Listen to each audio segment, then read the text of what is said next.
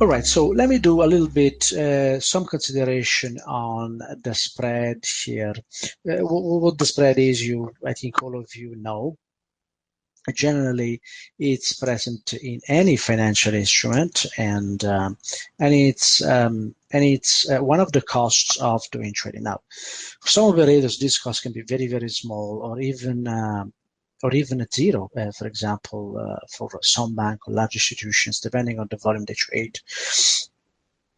And the spread is also in a market like the Forex market, which is not a centralized, rather a decentralized market where there are, nine main banks, and then there are price aggregators, brokers, shops in the middle. Obviously, this spread accumulates, and each and every of these participants wants a portion of it. So spread is a cost of doing trading, and is the difference between bid and ask. It is smaller when the volume or activity are higher, and obviously it's larger when the activity is lower. So typically, for example, in some pairs, you will typically have a higher spreads during the Asian session, because this session is known to be not for all pairs, but it's always going to be the one with a lower volume. This might well change in the future, but for now, Europe and US, they have the highest volume. Now, different instruments have also different spreads. For example, futures versus more exotic forex pair like Euro Pound versus stocks, and there are again different type of stocks, very high volume stocks, the SP 100 or Nasdaq 100, and then there are stocks which have lower volume traded every day, down to the stock of the Russell 2000s, or even the pinky sheets, and so on. So what is the best time to enter a forex trade? Typically when the market volume is higher, and we know that to be at the intersection of the US and the European session, and that happens in the morning, EST time 8 to 10, because the US market opens, the Euro market opens at 3 a.m., 3:30 a.m. EST, and we know that at 8, there are those 2 hours where we have the highest volume. So best practice to subtract for longs, or for shorts, the average spread of the instrument being traded to the stop price level. Why I do this frequently, and the lower the time frame you trade, the more important this is, because if it happens that price of lows and highs are revisited, a fraction of pips, you are not stopped out. Okay, and it's very, very important to do this. I just wanted to touch on the spread of Forex, and of course that applies to CFDs as well.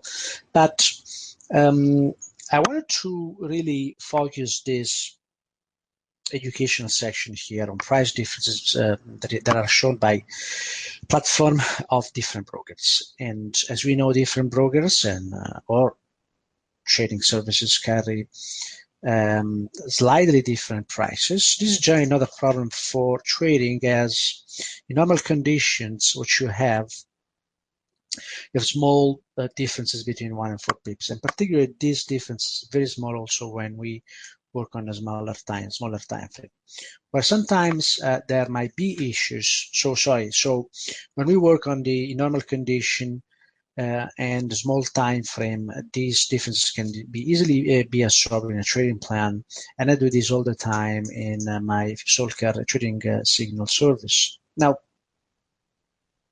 what I found difference is that sometimes we identify areas on a weekly and a daily time frame as of participation from smart money, and I call smart money some classes of algorithms which have a big impact on price, by using Fibs trades in a certain way from highs to lows in on large time frames. And in these large time frames, occasionally there can be log tails that can appear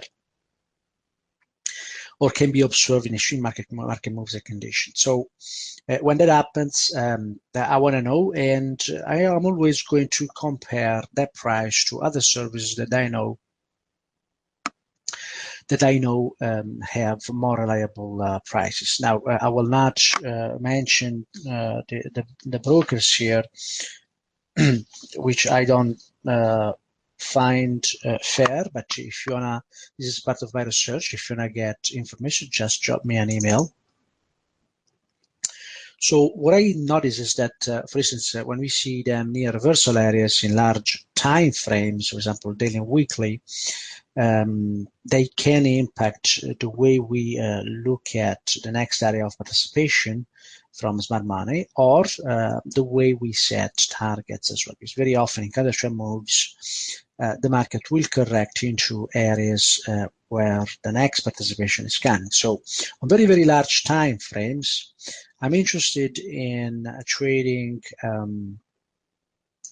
counter-trend trades as well. So let's suppose that we have a market that is doing this. All right, so it's a well-behaved market, which is moving in extensions in traditional measured moves. Anyway, it's moving in measured moves, and this happens more often than not. In fact, later on, I will show you an example on one of the markets that I'm trading at the moment and I'm reviewing, which is the New Zealand dollar, Singapore dollar. So when a market, let's say that we know that there is an area of potential participation, when the market on the larger time frame retraces into that level, there is always on a smaller time frame, there is always another sequence, and that's the way high volume market works, believe it or not.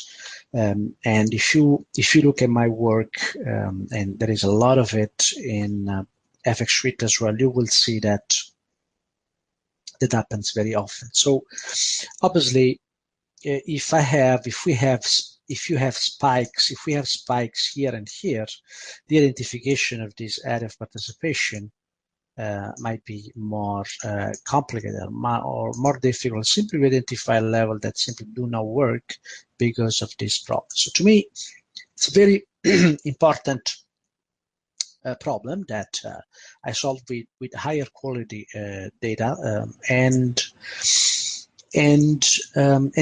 again, and this kind of spikes can happen near reversal, and you will see them on the chart. I'm not going to elaborate on the reasons of those, but they happen, and we need to be aware of really what is the price we have to look at. What's the real price in a way, if such a thing exists in Forex. Now, price differences are more frequent in markets or instruments that are derived from others as well. And you will see that a lot of brokers carry a bunch of difference, for instance, which are created on an underlying market.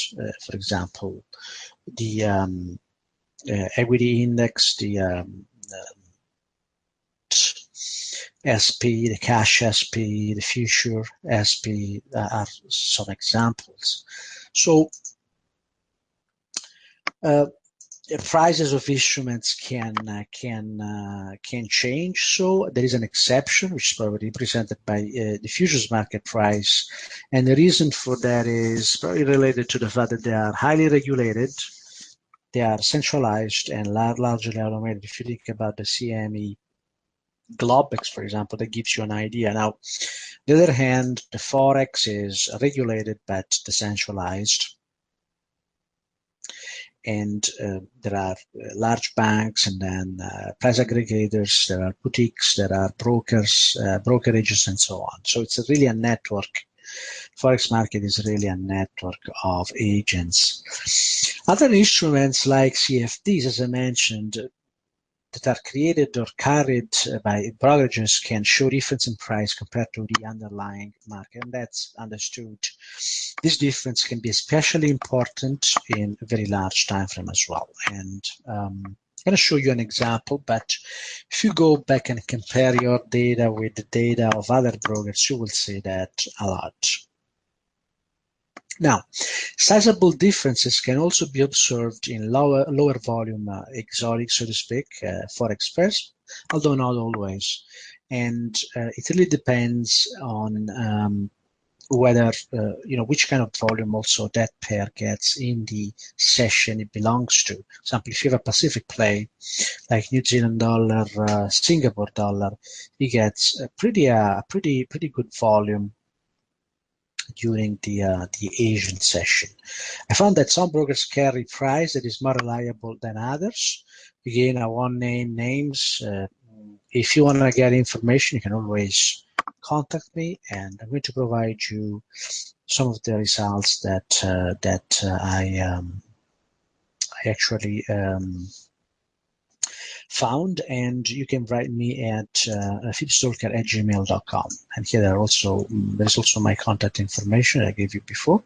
Particularly invite you to visit the winningwithalgos.com, and there you can find the signal service as well as the free course.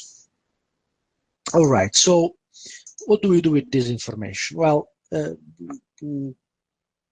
I made a recent experiment because I wanted to see really what was the impact of this. So we observed together with another students of mine, Tanks Mantelis, that we focused on different price, and we discovered that at the beginning of 2016, while all this did not impact at all my trading and the way I studied the SP 500, clearly other brokers had different prices, and when you have different prices, you cannot sometimes apply the same consideration I do on my charts, and this was puzzling some of the students. So I had to clarify this as well. Basically, you remember that at the beginning of 2016, we got the the SP 500 mini, and I'm going to show this here on the chart, and this is the weekly here, and what we noticed was that beginning of January we had this double bottom here. You can see it on the weekly time. I'm talking about this. I've been timing these areas for years now, and I have identified these areas or this area of participation from algos before the fact.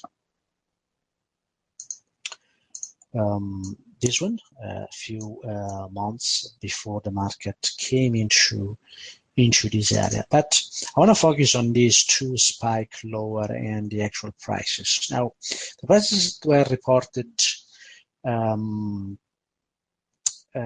the CME, and that's the first price here,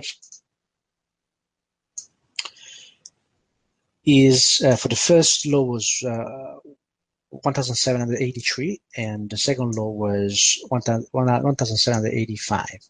And on my platform, I had very small difference. Now, when it comes to future, we also have to understand that the prices might change in time due to the way the continuous contract is calculated as well. So when I made this check a couple of weeks ago, there was a price difference, as you can see, of 4.5 points, and that difference is even bigger in the second low here. However, when compared to other instruments, contract for difference carried by other brokers, we notice a huge difference here, as you can see, 181, and again. When a broker mentions that this data is derived from the future, then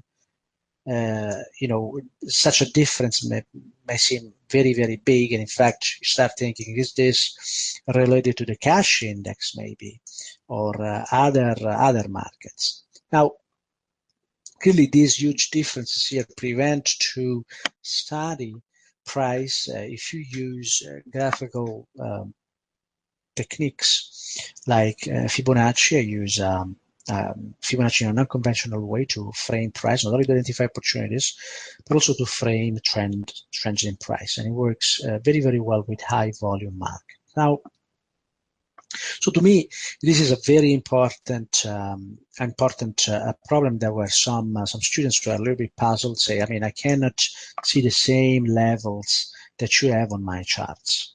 Again, there are several differences for reason for these differences.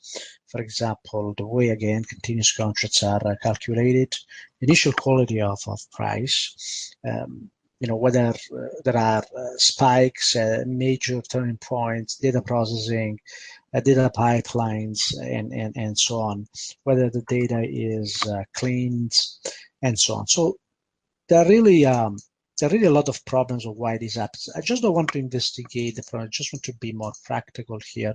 And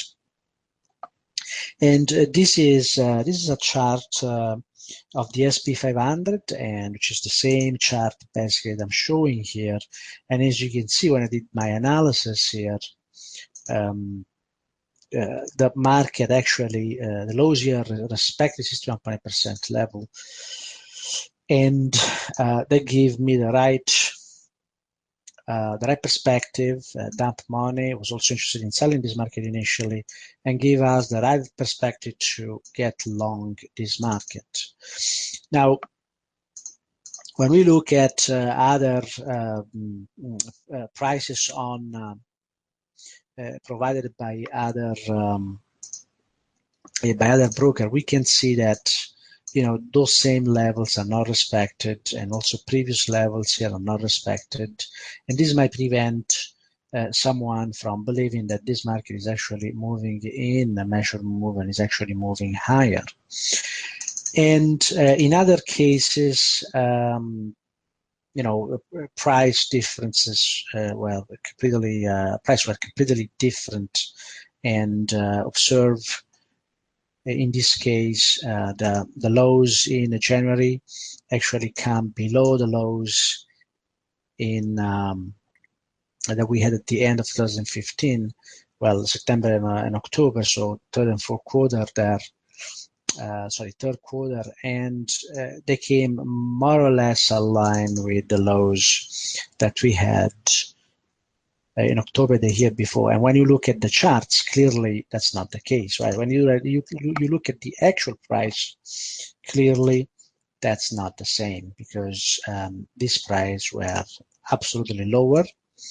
And it's important that we're lower because, in fact, we were able to capture these lows as an extension higher here, and also as an area of potential participation from dump money long. So it is paramount that you consider these problems. That's the reason why I wanted to talk about it. So I trust my source. And I have a couple of sources that I really trust a lot in terms of quality of price, and they've served me very, very well during the years, and also when backtesting into the last 30 years of price data. So I will keep sticking with this data. And one thing you can do is certainly compare always the data you get with the other brokers. This is an important problem. Again, as I mentioned before, typically these price differences, especially in the smaller time frame, are not a problem because they are absorbed into the trading plans. So that's not a problem. But whenever you see differences between your charts and my charts, especially on larger time frame when the price reverses, and what we notice is that very often when the price reverses, you may have situation where maybe on one platform you see the market doing something like this, big tail, and then there is the reversal, and maybe on the other platform you are seeing something simply like this, and we saw that recently on a number of markets as well. So be careful if you use these levels for your traces. You have to be aware of that, and you can always ask me, and I can give you the right levels to use. And this is something that I wanted to put out there because very few people talk about this. It's just something that we need to be aware of. It's not necessarily picking on brokers because brokers can have weaknesses in certain areas and then have good strengths in other areas. And I always suggest you review the list of brokers on FX Rate as well.